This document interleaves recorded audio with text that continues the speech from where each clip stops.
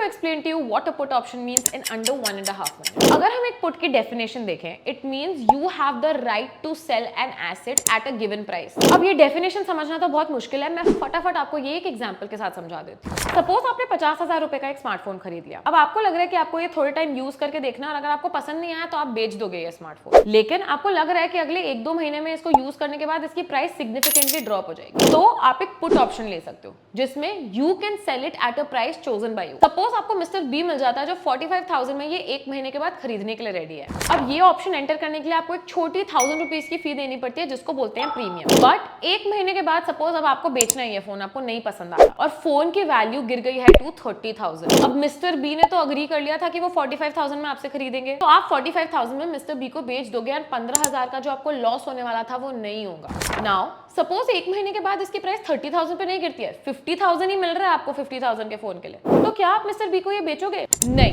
क्योंकि आपके पास एक ऑप्शन है to sell. You are not obligated to sell it to mister B. अगर आपको लगता है कि बाहर से आपका ज्यादा फायदा हो रहा है बेच के, तो इसको बाहर बेच दो। सो इसको बोलते हैं option. Once you buy a put option, you have the option to sell your asset at a given price after a period of time for a small premium. समझ गए ना सब लोग?